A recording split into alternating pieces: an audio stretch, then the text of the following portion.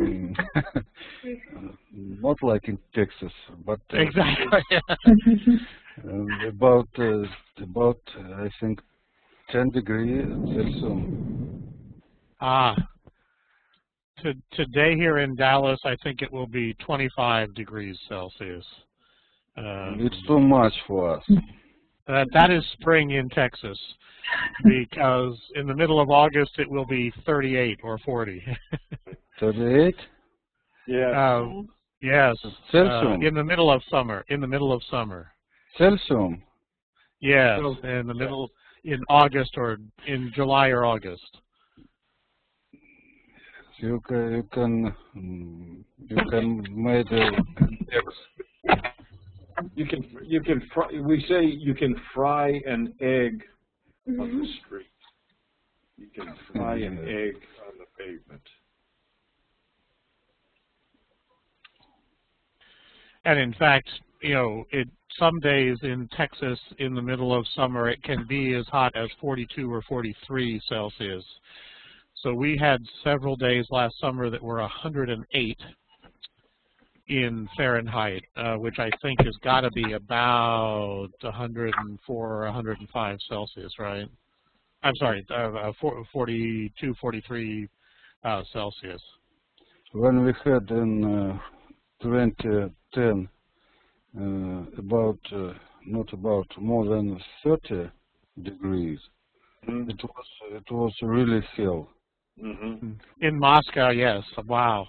Yes, in Moscow and near Moscow, it was very, very difficult. Yeah, Konstantin, please adjust your camera. We can see your forehead. Видим только лоб. Sorry. It's good, much better.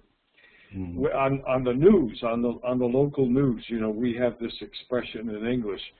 Professor Marston put it in the chat that you can fry an egg on the pavement. Well, the local news, the television news team will go out and crack an egg on the pavement and to see if it will really fry, if you can really make yaичница there on the pavement. Sometimes you can. Pavement. What does it mean, pavement? Pavement, asphalt. Well, Yes, Professor Marston, I know you've been reading the wonderful blog posts on the Russian educational system. Shall we let you start off the discussion?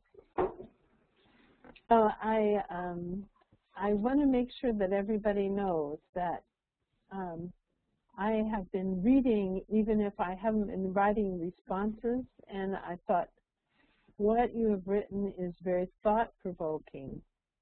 And so don't give up on me. I will be writing responses over the next day or two. And so I think that one of the things that I find most interesting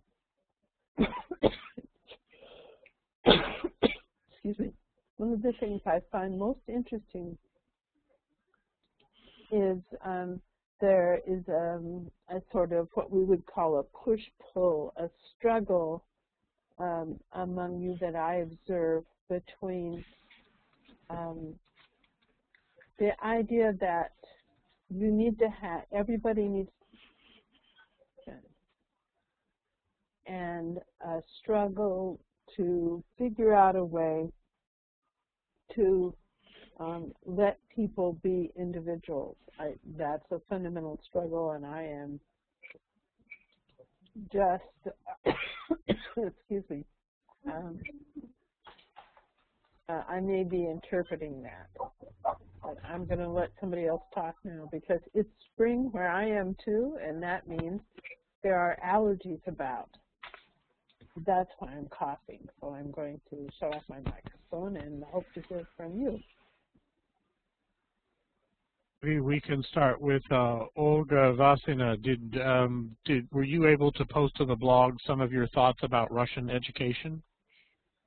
No, but I thought a lot about it, and but I don't have time to write it in our blog. Well, maybe you can tell us some of your thoughts. What about how you would describe or think about changing Russian education? I know I can say that now our education is getting worse. Can I say anything? Expression. The getting is getting worse now. Is declining or getting worse? Yes. Distraction maybe. Because, for example, I would like to change our final exam from school. Because now we have only the test. Maybe, you know, in America, I think it's very popular. Test that multi-choice question. It's a multiple choice. Yes. Yes. But before, several years ago, we have creative work. I mean, essay and oral exam. And no, do you have the oral exam in America? Not very often. Maybe when you defend a dissertation, maybe when you write a dissertation, you may have an oral exam, and in a language class, maybe you would have an oral exam. I bet Professor Lero gives oral exams in his class, right? Yes, every test we have, every single test that we have has an oral component, has an oral component and a listening component, and an oral component, and the oral component is one-on-one. But your point, Olga, is very well taken. Most exams do not have an oral component. That's a more European feature that you might find in Europe or in Russia. So you think that oral exams are very different and maybe of higher quality, right? Yes, I think because you can, for example, test is you have the answer and you choose one of, and it can be right. But when you speak face to face with the teacher, it shows your real level of this subject or this, and maybe it shows a real level of pupils' attainment. I mean, because several years ago it was difficult to enter universities, for example. But now it's really easy because you have a certificate from this test, and you can choose 5 or now 5, I think 5 institutes, and then decide which one you want. You want to study, but before you can only 2 or 3, and you need to pass the exam in university, speak with teachers, and then you can enter the university. But now it is just test, and a lot of people go to university, and I think it's a lot of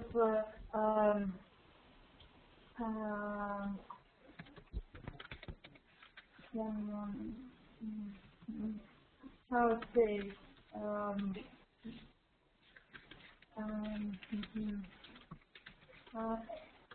excess or maybe unnecessary people which don't want to study, but they have a place in university, and other more clever people can't go enter university because we have a small number of places. a very small number of spots or seats, we might say. Yeah, thank you. And I think it's a very big problem now in Russia. The best clever people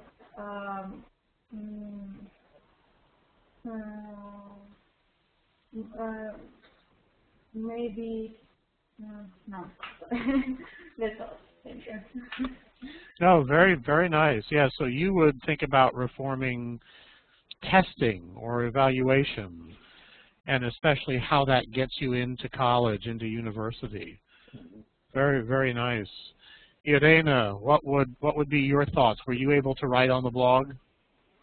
Yes, I wrote.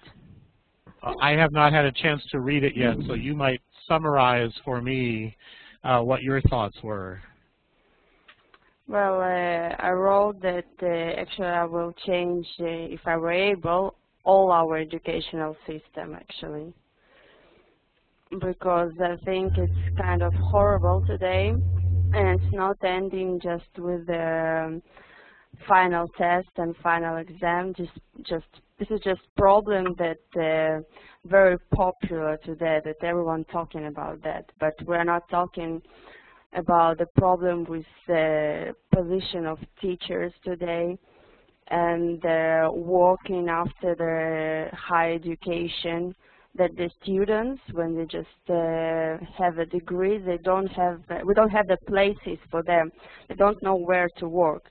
And finally, today we don't need to have the higher education, because most of these students go to work as in some shops, markets, and some kind of manager, that you don't need the higher education. And also the problem about free education, I think, because till today I think a lot of people thinking about that, because in the Soviet Union we had the free education. And today the prices on the education come to be higher, and not everyone can pay such price. And it's also a problem. Those are all very big themes. You really want sweeping reform, right? I think Professor Marston has put that phrase in the chat. Why don't we do the first one on your list? You mentioned teachers, the status of teachers. What is the problem, or what is the issue there? Are teachers very highly paid? They have very, how to say, small salary. Yeah, low salaries or salary, yeah, and also their modest salaries, yeah. And also their position in the society. I mean that today it's not like it was someday. Today, teacher, it's not a great profession, and nobody don't want to be teachers, not just because of their salary, also because of the position. Because of the their social position. And it's the biggest problem not in the city and in the countryside. There the situation with teachers is even worse. Professor Lear, I think I cut you off there. I was going to add, I wanted to ask you, I mean, this is a good point. Irena, do you know of a society, of any society in which teachers have very high status? Very high status? Very high social status. Well, I think it was in the Soviet Union. In the Soviet Union? Well, I was thinking of Japan. Japan or China, maybe. Japan or China, where a teacher is a revered and honored profession. I also think that in Israel it's also not so bad. In Israel, huh? Yeah. And tell us a little bit about salaries. So what might an average teacher's salary be? Someone who works at a middle school or high school. In rubles? Yeah, we can do the math, right? So it's about 32 rubles to the dollar, I think, right? Per hour. We have that per month. Per month, yeah. Yeah. So what might a teacher earn in a month? Well, the standard in my city, of course, it's in each city it's different actually. Mm-hmm.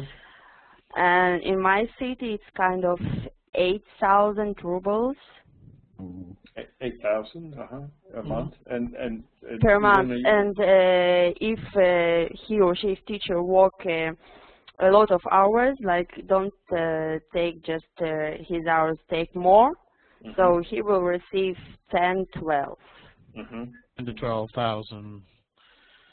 So that would be somewhere between $300 and $400, perhaps. I'm a language teacher, not a mathematician. So we're all language students, so none of us are probably very good at math. But it's also, they don't work just at the school. They also work at home because they take in all their job to check the task and to prepare to the next lessons for different classes, because they take not just the some of the teachers don't have just the high school students, they have also the middle students. So it's a different program and a different task, and they need to prepare and to check.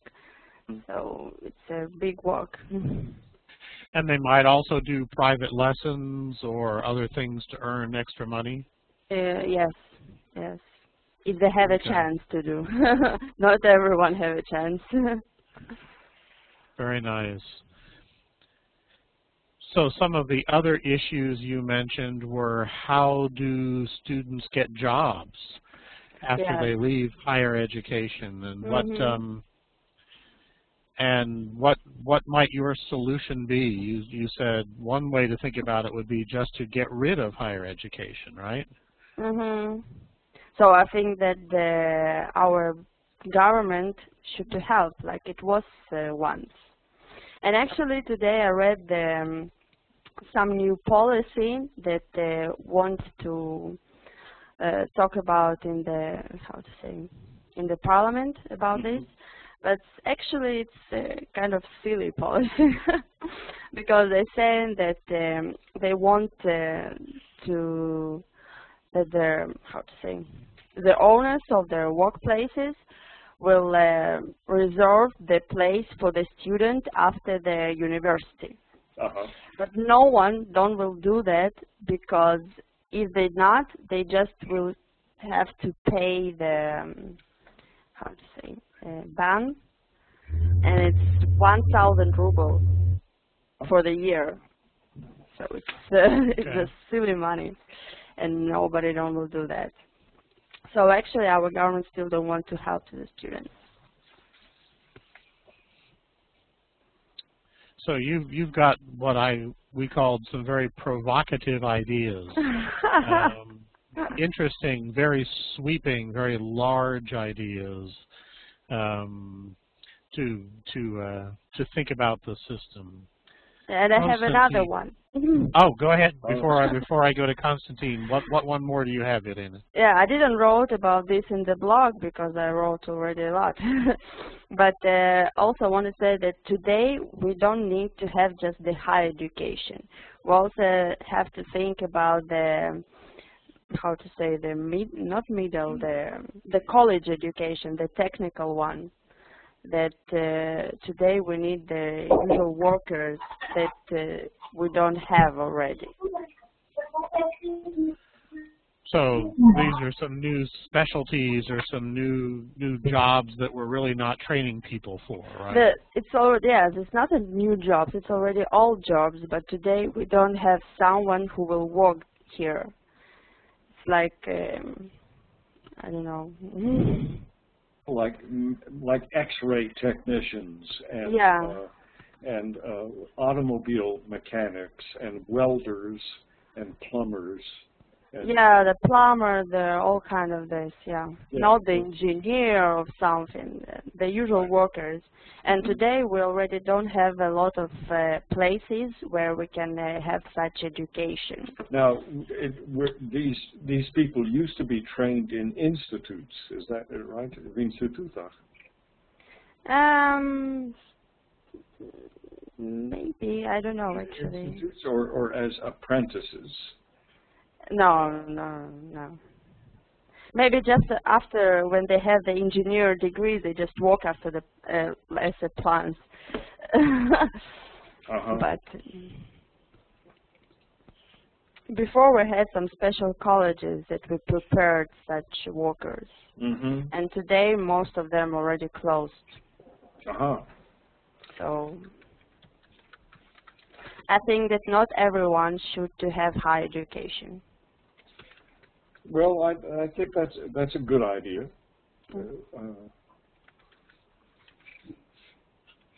Konstantin, tell us your thoughts about higher education in Russia.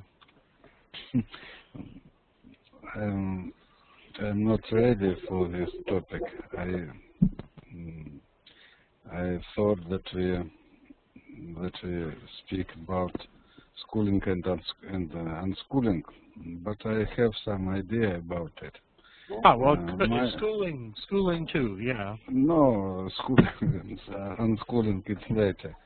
But I'm not agree with Irene at all. At first, we have no clear goal for higher education, for specialists, and engineer, and lawyers and economists. At the time of Soviet Union, there was a greatest, tremendous industry. So we need many engineers. So we need many economists needed. And our institutes, our university prepared this specialist. And at that time there was no numerals of university and institute and stuff that we have today. For example, in Moscow we have only one university. It was Volga-Vasina alma mater, the state university named after Lomonosov. But today, every institute, every school, I don't know what else, but we have a great amount of universities that they are not a university at all. They can't to supply their students with knowledge at all. Only paper with when they wrote that students is a engineer, is a economist, is a lawyer, but without knowledge.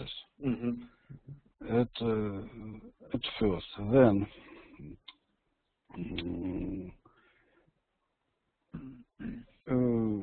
higher education for every people, I think it is impossible and it isn't necessary today. And I think if the amount of higher education institutes will reduce, so we have it should be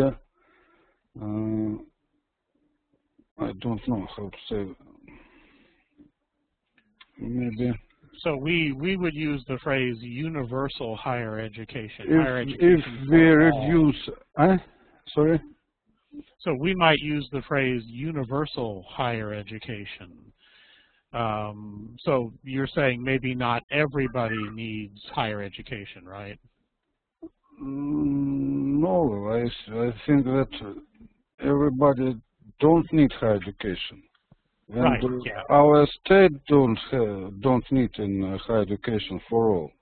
We need maybe in the future we will need in workers, we will need in internet, but today, no, not we, our state did not need in technical specialists, didn't need in economists and stuff.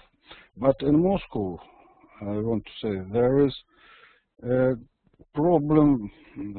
There is some problem with technical specialists in IT, and engineers that that graduated from technical institutes with IT specialization, they can find a job, and they have a proper wages or salary. This is an interesting theme, right? When you graduate, will there be a job for you, right? Sorry? So this is like Olga. Olga said when students graduate, very often there is no job, right, today. Generally it's so, but in Moscow, technical specialists with IT specialization can find job for good wages, but maybe in other cities it is a great problem. More of a problem. Okay. And I don't think that our state, our government should help to students find a job after graduated, because too many specialists, not even not specialists, too many persons with a diploma, with the diploma. Yeah.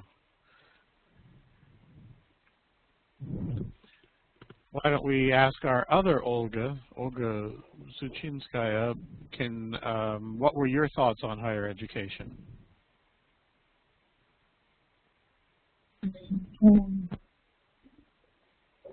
About higher education.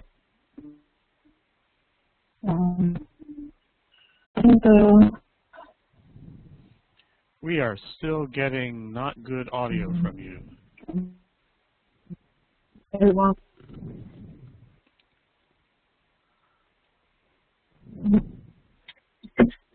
can you hear me now? Olga, try unplugging your headset, and let's see if it's better without your headset.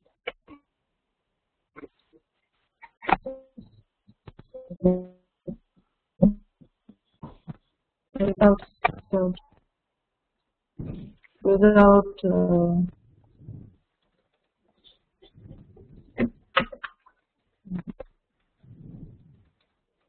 we are still not getting good audio.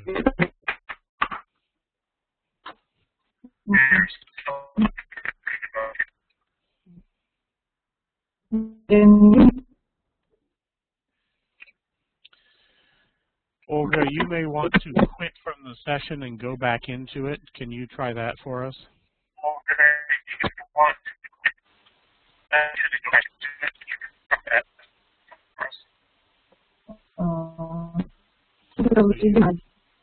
So you would want to leave the meeting and log back in again to see if that might help? Okay, I will try.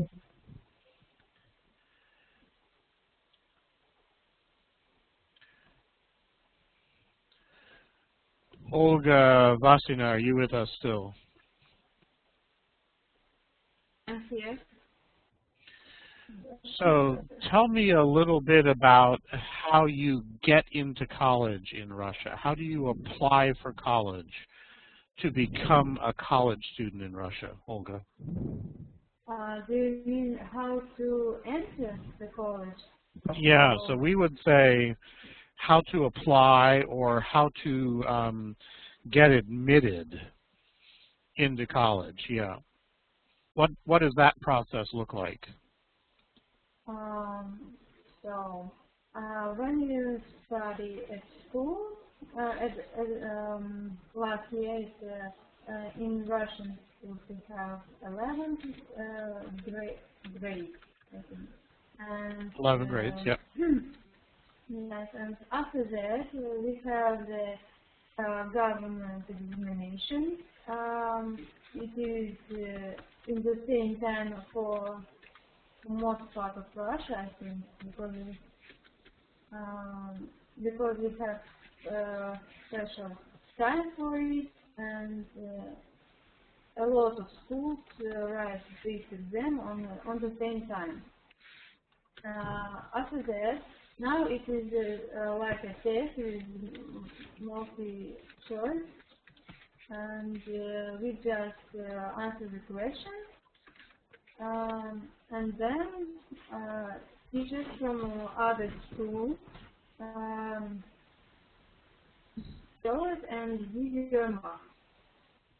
Not mark is percent maybe, how much percent you do. So after that you have this certificate. It's math, Russian language, and I don't know how much now. It's when I was at school, it was 3 more exams which you can choose. And it is exams which you need to for enter the college, or the university.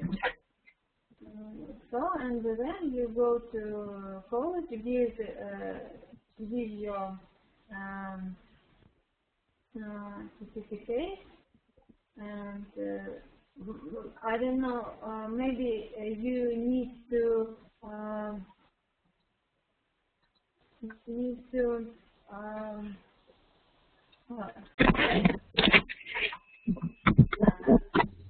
you need to maybe in university, some university,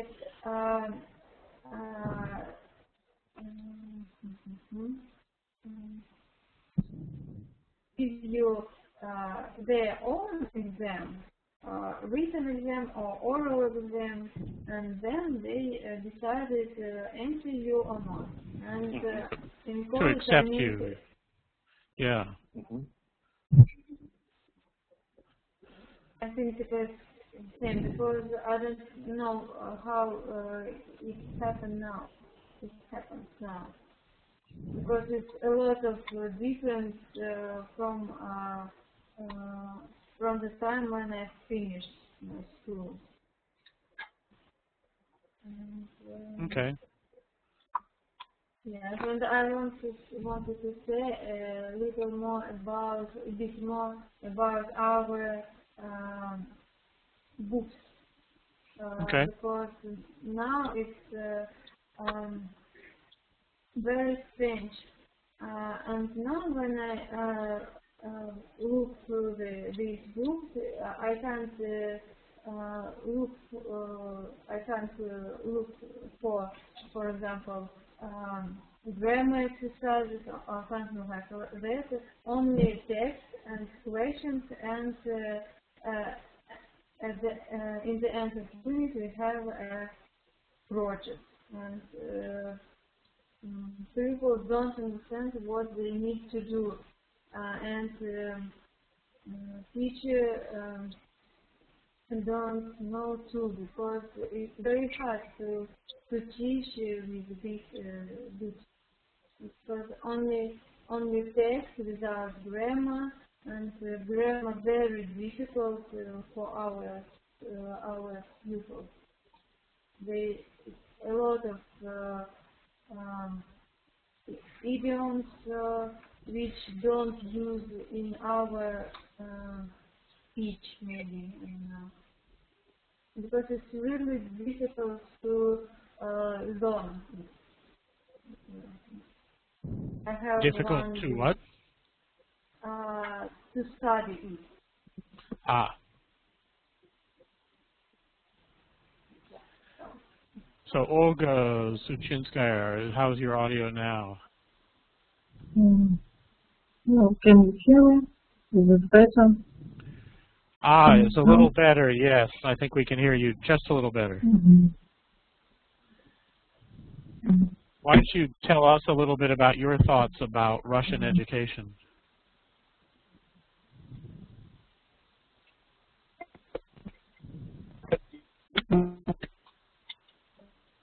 Maybe I don't know about global problem of Russian education.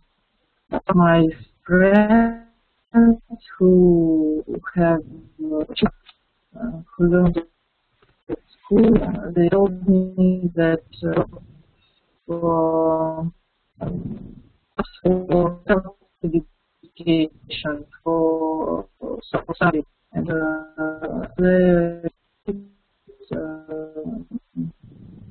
your audio is still breaking up, unfortunately.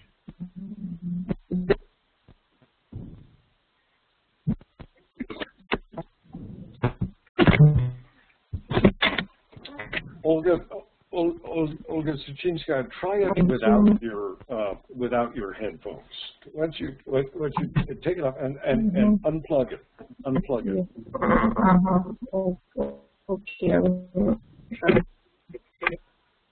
Let's try that.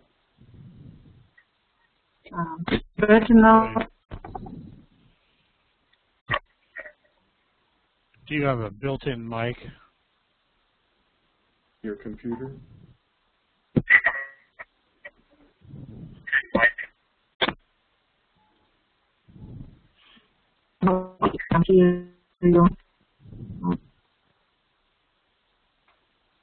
We are getting the same audio. Are you on wireless or wired?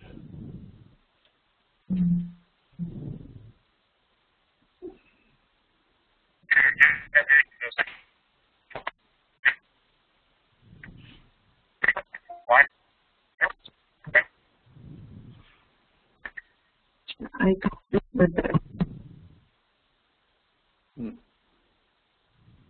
Oh, unfortunately, it's still not functioning.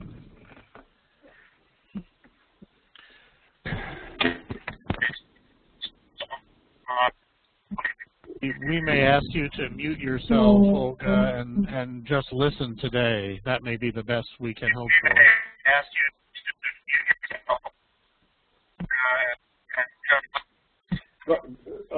Olga, use your headset and your microphone.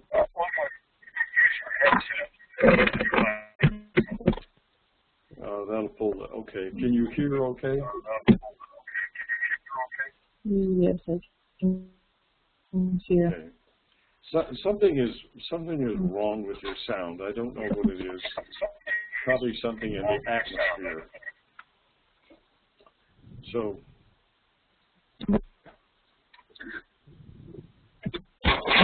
you may get good listening practice today more than anything. You need to mute your microphone so we don't get feedback from your computer. I will try to. Ну сейчас же слышно уже. Говори, попробуй. Yes, is it better? Oh, there is actually. Okay. Try now. Yes. And I was. I was checking that I don't know about the global problem of Russian education, but some of my friends told me that there are a lot of tasks for children for self-study, for self-education, and children can't deal with these tasks.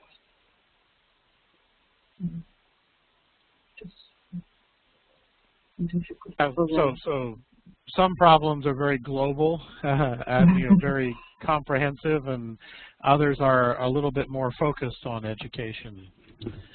Can you tell us a little bit more, Olga, about teachers? In your city, are teachers highly paid? Do they have high status?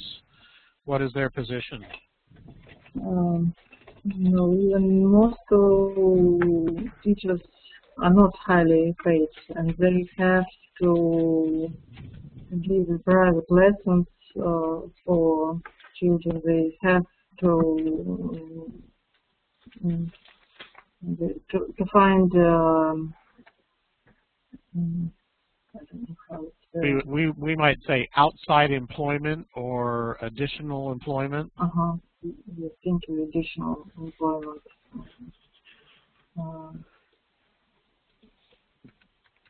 So they might give private lessons or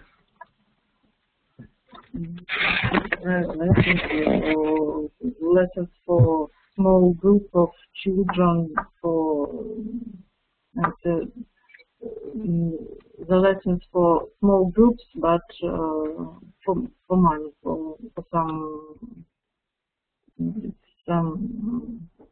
payable, I don't know how it's payable lessons.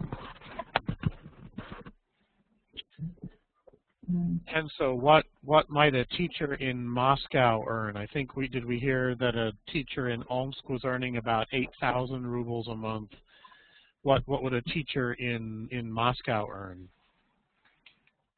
I don't know actually, but I think maybe about 15,000, 20,000, but I'm not sure.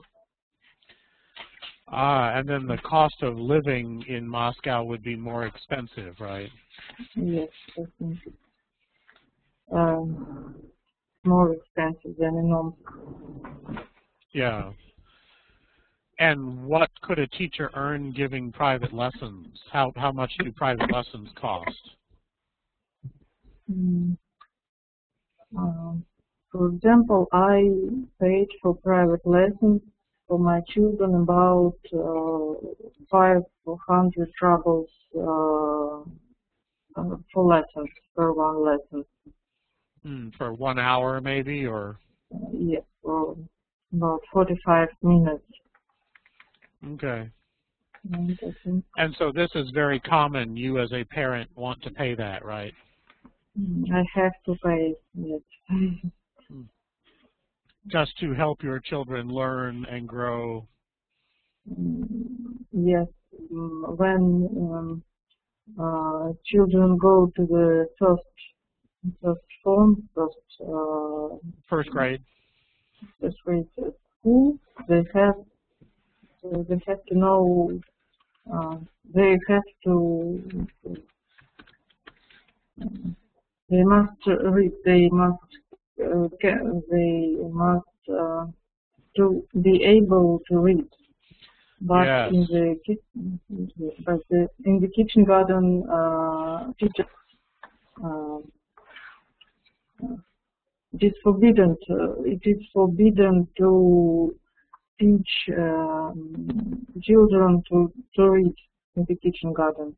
In the kindergarten. Yes. So it falls to you as a parent to find a way to make sure they can read. Yes. Okay. Wow, this is shocking to me. Professor Marston, how is this different than in the U.S.? I think that in kindergarten, children get a lot of what's sometimes called pre-reading activities, and that is a big part of what they do. So what do children learn in kindergarten, or how do they pass their time? They learn to draw, they learn to make some in Russian it's called поделка. I don't know, self made some things some toys which they do themselves. They walk, but they don't study alphabet or math. They can play or draw or do some toys from like plastilin. I don't know this word in English, sorry.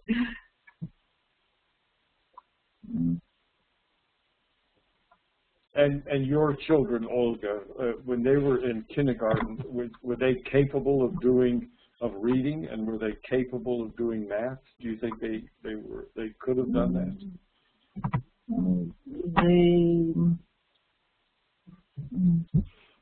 They now are 5 years old, and they go to kindergarten now, and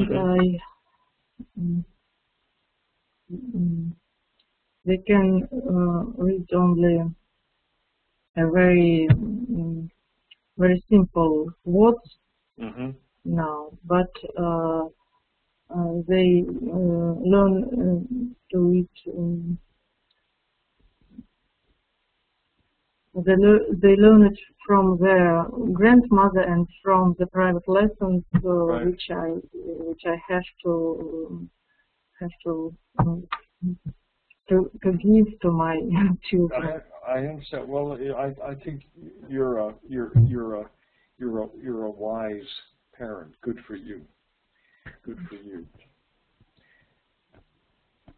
Well, I have a question. You said it is forbidden to teach children to read in kindergarten. And I did find this shocking, so I want to come back to it. Is it the government who says children cannot be taught to read in kindergarten? The teachers in the kindergarten say that it is forbidden, that the government are not allowed. Government don't allow. How to say? It's not allowed.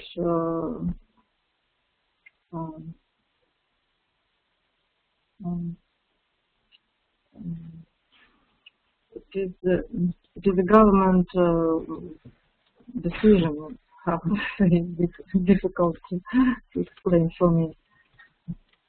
It is not the decision of the teachers in the kindergarten, but it is the decision of our government, as they say. Maybe I don't know actually. It's not. You say it's not in the curriculum. That means that the course of study does not, for kindergarten, does not, that's set by the government, does not include reading. And so I guess I have another question. When students go to first grade, is that a reading in the curriculum in first grade? Most of children, I think, yes. Oh, okay. So it may just be that they don't want, they want everyone to learn at the same time how to read. But then you're giving private lessons to your children, so they'll already know how to read when they go to first grade, right? Yes. Okay. Professor Marston, how does the French system work? How does the European system work? Well, I can't speak for all of Europe, and I don't really know very much about preschool, except that children, they do have a central curriculum. But I believe they do a lot of what we would call pre-reading and reading readiness activities. Like here in the U.S. Yes, it's more like here in the U.S. Now, Olga, I know that Russians are, we would call them voracious readers. Russians tend to read much more than Americans as adults. Does that sound like a true statement to you? In the past, I read a lot of books, but now, shame on me, I read not so much. But I wish to read more. I hope I will find more time to read. I enjoy reading, and I hope I will find time for reading. Do you read a newspaper? It's only in internet. Only on the internet. Internet news. A figure I have heard is that about 80% of Russians read a newspaper. In the United States, that number is 18%. In Russian, how many in Russian? I heard between 70 and 80. Do you read a newspaper, Konstantin? No, rare. Only in internet. Only on the internet. Now, we're talking to all of you, and you're all very skilled on the internet. How many Russians read the newspaper, do you think, in your view, Konstantin? We have some newspapers free of tax that we accept in the metro, in our inbox, and maybe when we go to the work in metro, I think 50% read the newspaper in the train. In the train. And what is the most popular newspaper for them to read? It sounds Metro. Ah. Its name is Metro. It's Metro. Ah, so they pick it up and read it. Some years ago it was Moscow Komsomolets, Moskovsky Komsomolets, maybe in the Soviet Union Pravda, Вечерняя Pravda. Yeah. And today it isn't very popular newspapers. Only newspapers that are free of tax and that have a lot of pictures in them. No, it is a way. I don't know how to short the time in the train. To make the pad. To pass the time. Yes. To pass. Yes, thank you. Ah, yes. So they just not for information, because information we have from internet. Everyone has a mobile telephone. Almost everyone has a computer, and we didn't use the newspaper for information, only for pass the time. Okay. Well, wow. I'll tell you, I enjoy reading the daily paper. I start my day reading the newspaper, having a cup of coffee, and doing the crossword puzzle, and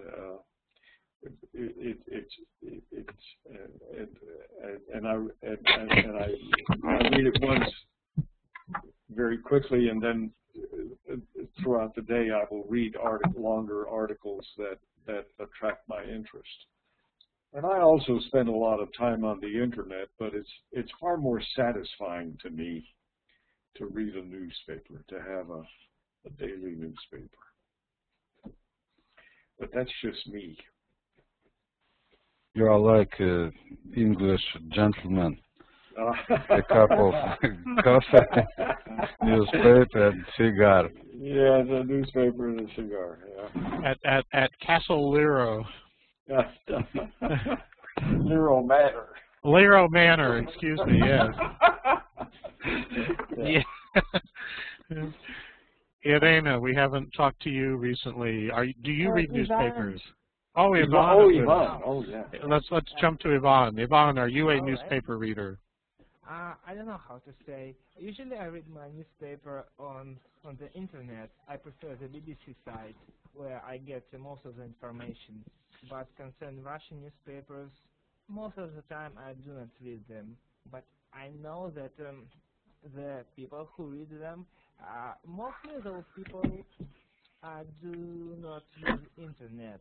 Either they cannot use internet or they prefer just paper standards of the newspaper because it's more appealing to them. So I'd say that the majority group of people who read like real newspapers over 40, I guess. And somewhat older, over 40 maybe. Yeah, real old people. 40, yeah. Ah. So.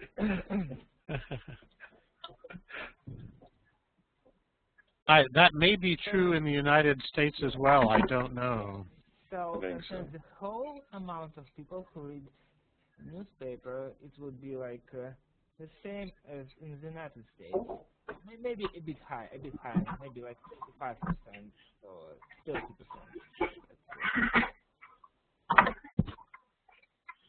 30%. In my town, the daily newspaper is publishing an online version, which is cheaper than the paper version. It is more expensive than it used to be to print newspapers. Ink and transportation and paper costs have gone up. And I know this because my family owns several newspapers. And the business has been declining since the year 2000 as people move more and more to the internet.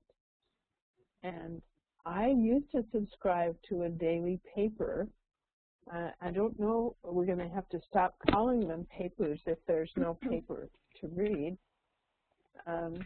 But I don't take one now because I found that the news in my daily paper, the Des Moines newspaper, was very slanted politically in favor of one side in the news.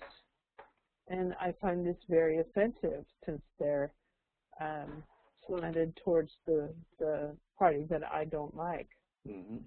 So I canceled my subscription, and now I depend on the internet to read my news. Huge change for me.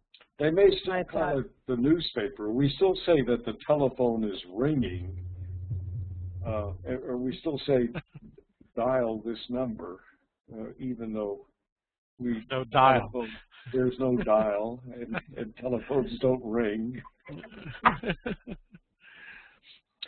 The newspaper. What about television, Irena? Do you watch plain old television anymore? If I watch TV? Yeah. Yes. Now, do you watch it on a TV set or on your computer? On a TV set. Wow. Okay. And I also read newspapers. Oh, so tell us about that. Which newspaper do you read? Can I ask? Oh, but actually not usually I read them, but sometimes I like to read the Pravda. We still have it today. And the Russian newspaper. It's called like that. And Pravda was actually begun by Lenin, right? Wasn't it Iskra in the early years? Yeah. And Konstantin, do you read this newspaper as well? I heard you chuckle. Sorry, I don't get. Do you read Pravda as well? No, even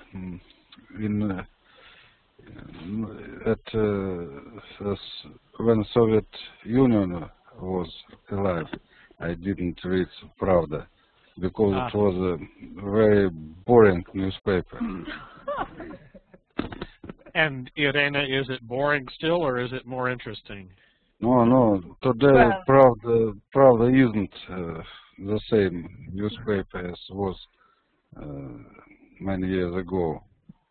Yeah, it's just some political views and observation.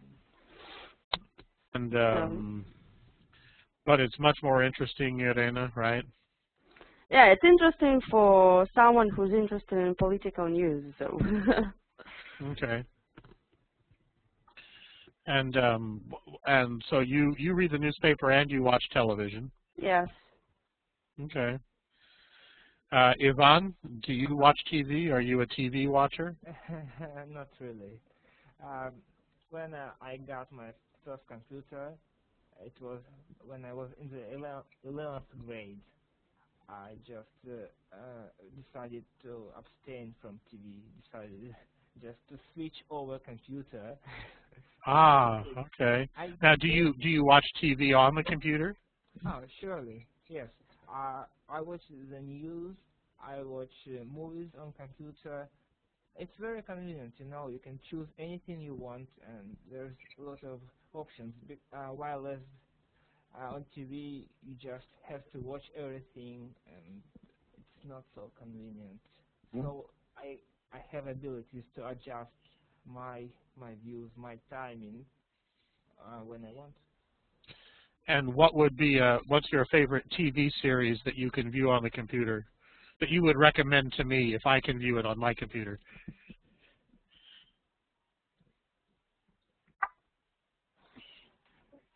Russian series. If I watch series, I prefer English series.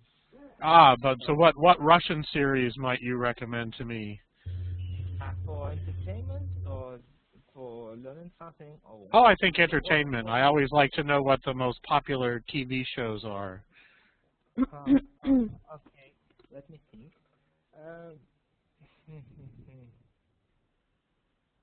There's some soaps on TV which were popular like several years ago. I'm not sure about now, but they mostly borrowed from the West.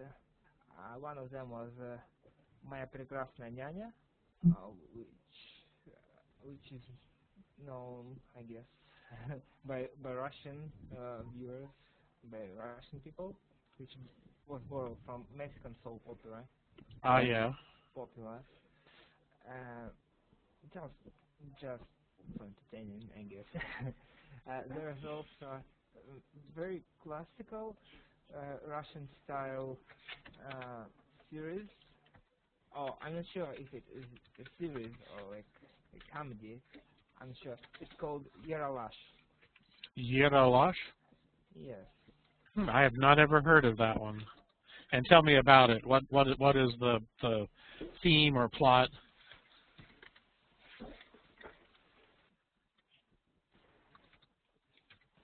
Oh, we lost your audio there.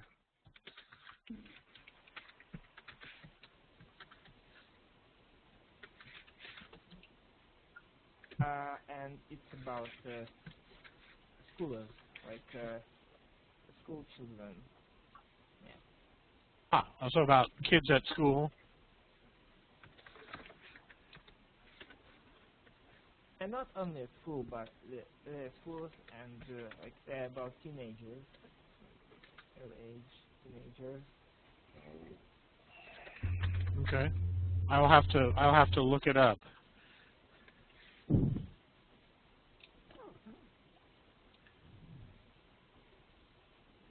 Series of sketches. So would that be comedy? Departing for the camp itself, so it just brings up nice memories. Ah, Yeralash. Yeralash. I'll have to hunt it down. Are there any crime shows on Russian television?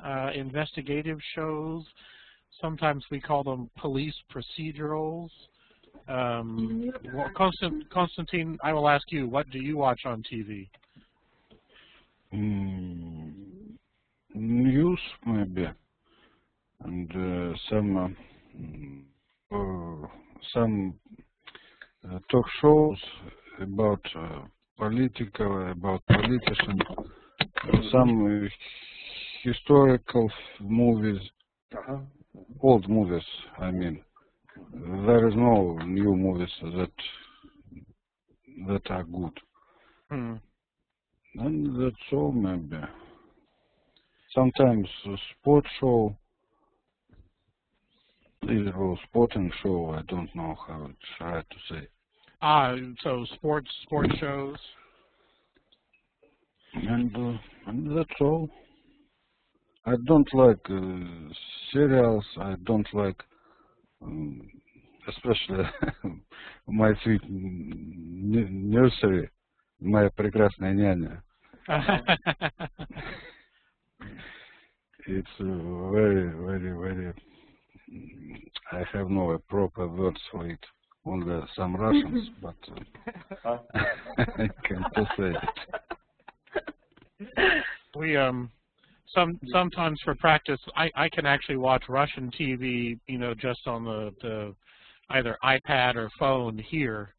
So sometimes we try and watch, this is why I get recommendations from you about good things to watch. Because if it's on the computer, hopefully we can watch it here as well. Now, Yvonne, you said you watch a lot of international television. What sort of international channels do you listen to or watch? Oh, I don't have any audio on you, Yvonne.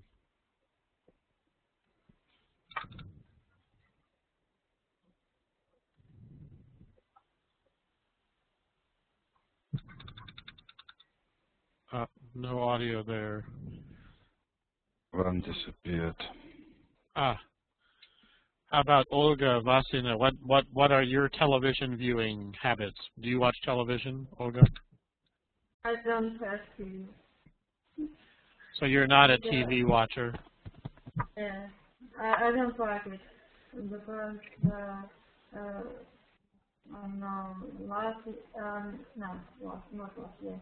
I was at university for 5 years, and in dormitory we don't have television, and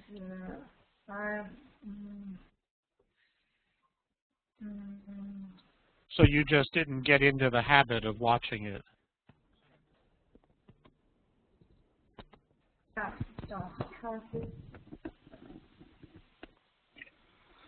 How about Olga Suchinskaya? What are your TV viewing habits? In the last 5 years, I had to watch cartoons. Oh, because of the kids. Yes. Cartoons. And Disney movies, right? Yes. Disney movies. Now, there was for a long time. Nu Pagadi was the very favorite cartoon series, isn't that? I can hear Konstantin laughing. Yes, Konstantin. Is that still a popular cartoon? Nu Pagadi is prohibited now. No, and or there was like Cheburashka. What is that still popular for little kids? Children like this cartoon, Nu Pagadi and Cheburashka. They like it a lot. Yes. They like them a lot. They're still popular, huh? For my children, yes, they watch them with pleasure. That's good. That's good. Vacation in Простоквашино. Our favorite cartoon.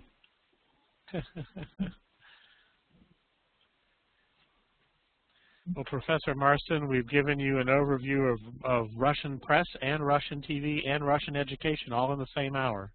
Yes, I'm speechless. And that doesn't happen very often, as you know. and I think that there's more to be said about all the things that we've had going on in the chat, and also on the blogs. And so if you haven't yet posted on the blogs on the subject of education, you might at least want to read what's already been written, and if you'd like to add your own remarks, that would be welcome. We're coming to the end of our unit on education, and I'm not sure what we're doing next. I think it's about the, do you know, Joe? We have the best place to live. Oh, cool. The best place to live. The best place to live. With students here, we often sort of have students talk about the best place to live. Где лучше жить? Where's it better to live, in the city or in the country? But this will be an opportunity, I think, for each of you and each of us to describe where we live and what we like about it and what we don't like about it. So I wonder, we'll give some thought and post an assignment, but think about how you will approach the business of what is the best place to live? Where is it best to live? Well, I hope that everyone will try to take pictures and put them up during the class. You don't have to make a presentation, but if you would take pictures of things like your kitchen table, your living room, and I know this is very personal, but it's really hard for me to imagine what it's like being in Russia and how regular Russian people live.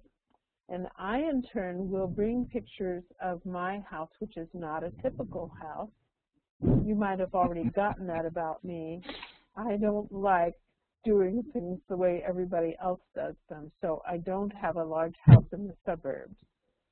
I have a small historic house right by the university. And so I will bring pictures of my house and I will put them up. And you can see how I live. And I would like to have you do that too. And I hope that both Professor Smith and Lero think some pictures of their houses too, because all three of us have very different places to live, and they're all quite unique. And so I think you could get an interesting perception, a view of how we live from that. And I might even put up a picture of my car. I have a very old car from 1995, and it's fine because I don't drive it very much, but I'm babbling on, and it's the end of our time. Please bring pictures. That's an earnest request from me. And be prepared when I go, what is that? What do you do there? Okay. That'll be an interesting series of lessons. These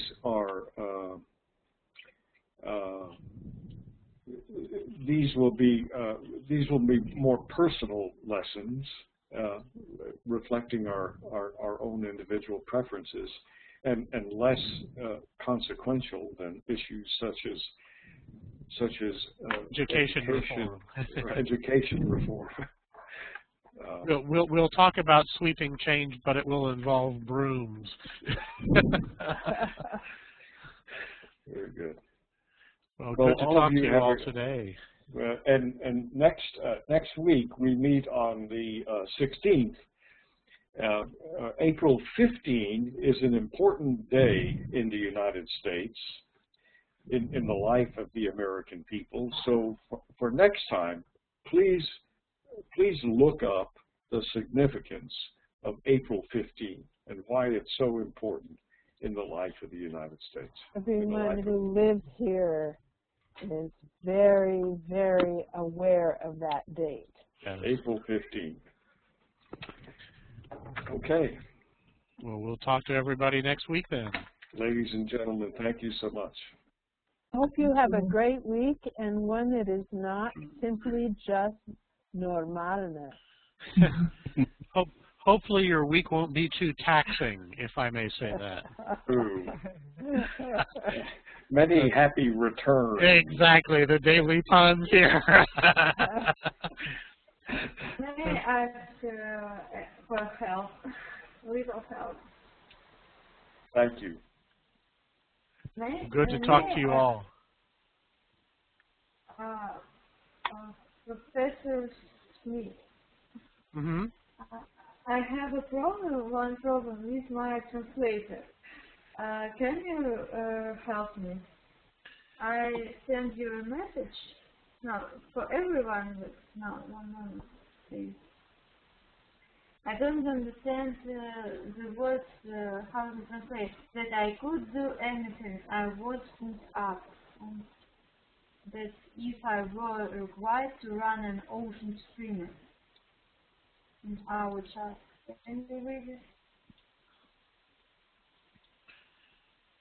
So you're trying to translate that sentence from Russian into English?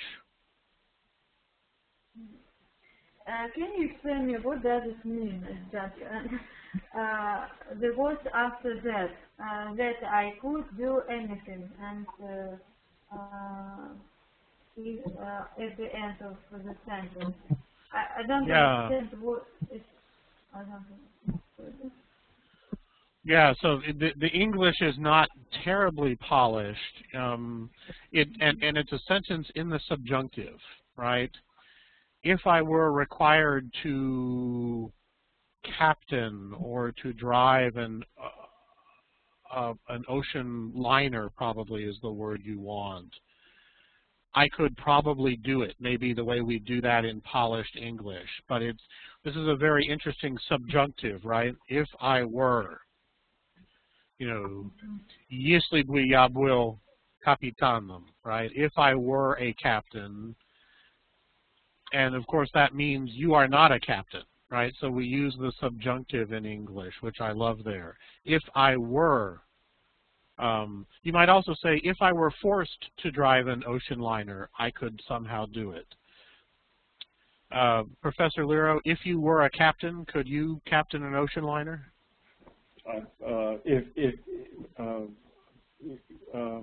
Sure. If I could do anything. I'm a Walter Mitty kind of guy. Yeah.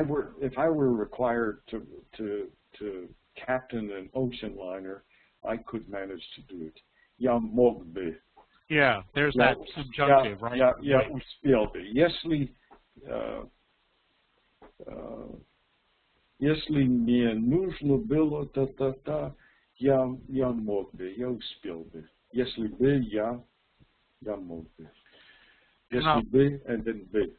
And I'll tell you, most speakers of English are confused by this subjunctive, and they'll say, if I was a captain of an ocean liner. And it's okay, everybody understands what you're saying, but the subjunctive, the boy part in Russian, the subjunctive in English is contrary to fact. It's not a true statement. I am not the captain of an ocean liner. But if I were, there's that beautiful subjunctive. And you hear these all the time, right? If I were a baseball player, I would be batting 300. But I'm not a baseball player, and I'm not batting 300. So it's that wonderful boy in Russian that we love to say. And I know that boy serves a lot of functions, right?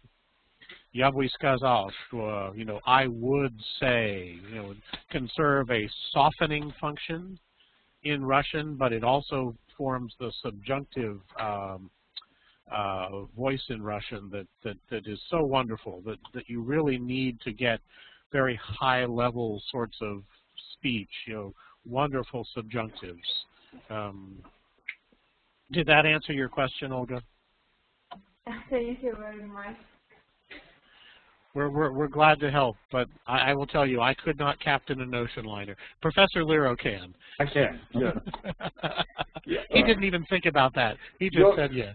Yo no soy marinero, soy capitán. Ya ni mariac, ya capitán. Well, have a good week, everybody. All right. Thank you. Thank you very much. Goodbye. Bye.